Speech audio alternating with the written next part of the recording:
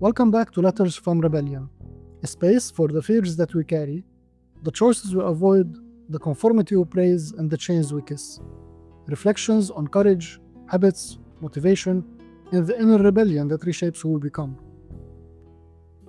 If you never failed or collapsed, you've never been tested. You have been only preserved. There's a point in life where effort meets resistance in a way that can't be negotiated anymore. So you can prepare yourself, you can plan, you can organize, you can optimize, and you can discipline yourself, but you still find that something you believed would hold, but simply it does not. And that moment does not come as a lesson.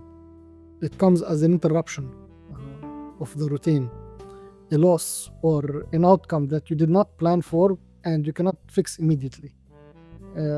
People call that failure, but they rush always to get away from it. We have been taught to treat failure as something to be ashamed of, as something that is embarrassing.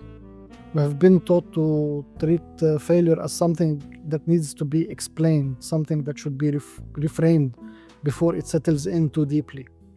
So you are expected to extract a lesson, you are expected to show progress. You are expected to return to movement as fast as possible, and preferably with a story that makes the whole thing sounds intentional. And the longer you sit with failure, the more uncomfortable it becomes, not just for you, but for the people around you who are watching, for your entourage, for your family, for your spouse, for your boyfriend, for your girlfriend. And people always tend to want failure to be polite, like everything else in life. They want everything to be polite around them. They want it as a feedback with a clear instruction. They want to keep their dignity intact, but failure and collapse, they strip away your dignity first. And that pressure will create a habit of avoidance. So instead of allowing failure to do its work, we learn to step over it. We clean it up, and we label it, we make something inspirational out of it, and we turn it into a motivational pivot. So the collapse will be converted into content for social media, and it will get converted into character development. And the real information that it carries never gets fully absorbed. And this is the problem, this is the exact problem that I want to sit here with today. Failure is not an interruption in life. It's how life gives feedback. It's reality doing quality control when force meets resistance. And that interaction produces data that you won't get any other way. So people who avoid failure are not safe. Never believe that. They are simply less exposed. And that's why you see them living on the margin. They stay within ranges that they already understand, even if the cost is their growth. And over time, that becomes a way of living, and it feels stable, but it rarely expands. So failure, it means that you have already exceeded that range. It tends to appear when you stop managing perception and you start testing your capacity. It appears when you try something that can actually break. When you move beyond rehearsal and you touch something real enough to resist you. And that resistance isn't a moral judgment, but it's a measurement. Seen this way, failure works like a checkpoint. Previously in this podcast, we spoke about scars, that they are your syllabus. Today I'm telling you failure is your checkpoints. It tells you where your strength ends. It tells you where your assumptions, they stop working, where your preparation was insufficient, or where your understanding was incomplete. And none of that, believe me, none of that is comfortable, but all of it is precise. A lot of people, they want to be successful, they want to be at the top, they want to be the monster without the prize, they want to feel dangerous, but they don't want to lose anything. They want to act boldly, but they want always also guarantees. They want growth, but they're not willing to build anything on their structures. So collapse and failure is the moment where you find out whether you are serious or not. And this is where the cult of collapse begins. And I'm not using this phrase randomly, I'm using it deliberately. And I'm not saying the cult of collapse out of self-pity, neither as a worship of suffering, but collapse as an initiation. Recognition that collapse is one of the few experiences that you cannot fake. Life will not allow you to fake it. Anyone can talk about growth. Anyone can post about lessons, about life lessons. Anyone can post motivational quotes. And collapse will remove the option to perform. The mistake is treating that precision as something that you need to escape from. And here there is an idea, a very popular idea about resilience, which I resent, that resilience is the highest response to failure. Well, you endure, you adapt, you keep going. In certain contexts that matters, okay, I agree. But when resilience becomes the default response, it can quietly turn into a way of accepting conditions that you should have ended earlier. You learn how to survive inside situations that drain you instead of asking whether they deserve your energy or not. You start, whatever disasters comes across your life, you are always resilient. You are unknowingly creating a behavior of accepting no matter what disturbing or uncomfortable situations comes across you. You are just building this character of accepting and keep on moving forward. Resilience is the enemy of rebellion. It's the complete opposite. Rebellion doesn't glorify endurance for its own sake, but it asks whether continuing is still honest or not. This is where collapse takes different meaning. Collapse isn't a personal defect. It's often what happens when something has been held together beyond its natural limit. When effort replaces alignment, when pride replaces clarity, when the cost of maintaining an outcome exceeds its actual value. You do not collapse because you're weak. You collapse because something that you built was carrying more than it was designed for. And when that tension finally breaks, what's left isn't chaos. It is actually more information for you. Collapse strips away the parts of your approach that only worked under ideal conditions that you thought. It exposes where confidence depended on cushioning, where your strength relied on support that you didn't realize that you had, and where control existed only as long as nothing really challenged it. What survives that moment tends to be narrower. It is less impressive, but it's far more reliable. You lose a version of yourself that relied on being right, a version that relied on being competent or admired, or being in control. And collapse has a way of stripping pride without asking permission. It shows you how much your strength was actually just performance. And that narrowing is very important, and people often expect growth to add things to them, more options or more confidence or more capability. But you gotta know that failure works the opposite direction. It removes the excess. It takes away what you can't carry forward and leaves you with what actually holds under pressure.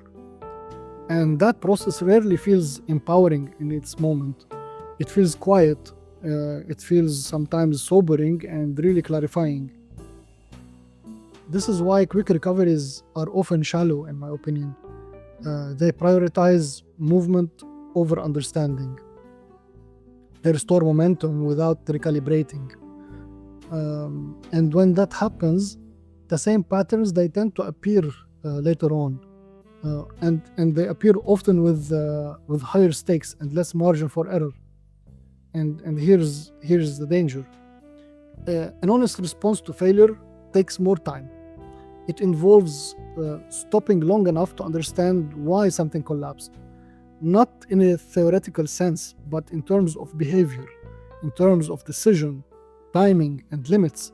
It asks what was overestimated, what was ignored, and what signals were presented long before the outcome arrived and that you didn't really notice. That kind of examination doesn't inflate your ego, but it tends to reduce it. And every day that is bad for your ego is a day that is good for you. What comes out of this reduction is selectivity. You become more careful about where you apply force, about you become more careful about chasing outcomes that demand a price that you're no longer willing to pay. So you stop mistaking intensity for progress and persistence for wisdom. Failure teaches restraint in a very specific kind. Not the restraint that comes from fear, but the restraint that comes from understanding consequences very early. So you don't need to be told twice what something costs when you've already paid the price once. This is where the idea of rise harder needs to be understood really properly. Rising harder doesn't mean coming back louder or faster or with something that you need to prove. You have nothing to prove. It means rising with fewer illusions, less attachments to how things look, and less resilience on the narratives that protect your comfort. You don't need to rebuild on hope, because you don't rebuild on hope in general. You rebuild on what held when everything else collapsed. And sometimes that foundation is smaller than expected, and that's the accuracy of it. People who continue acting at the edge of their capacity, they tend to fail more. Not because they are careless, but because they're willing to operate where outcomes aren't guaranteed really. And over time, their failures becomes less dramatic and they become more instructive. As we said, they become a checkpoint. And each collapse tightens their judgment and sharpens their sense of proportion. And those who avoid failure altogether, they rarely develop this calibration.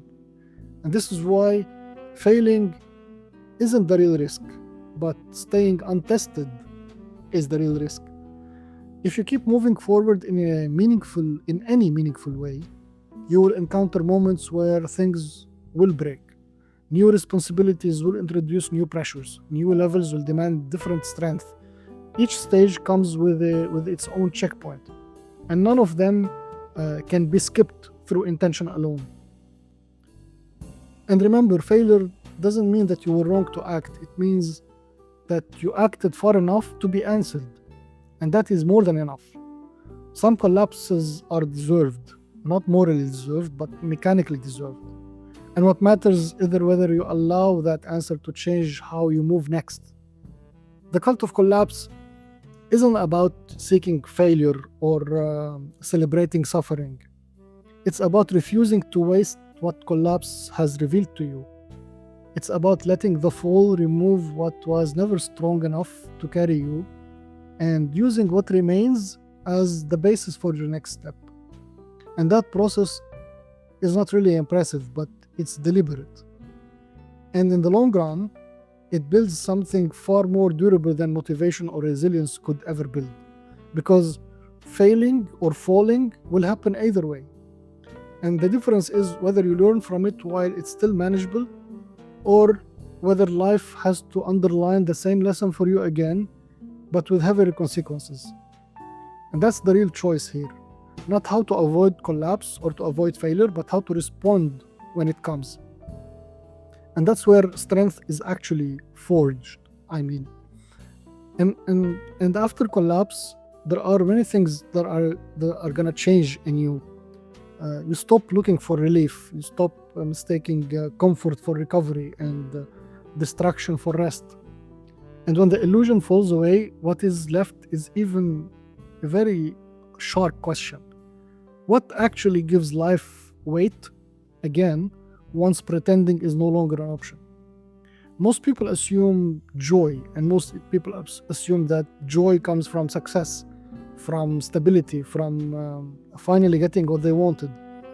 But collapse teaches something less flattering and even more accurate. Joy does not arrive as a reward, but it shows up when effort, values, and reality, they stop fighting each other. It isn't an excitement. It isn't a pleasure. It's the quiet sense that you're no longer wasting your energy. That's why chasing joy so often backfires. The chase keeps you dependent on outcomes and conditions. Joy appears when you stop chasing and you start living in a way that doesn't require you to escape. But we will continue our joy in the next episode.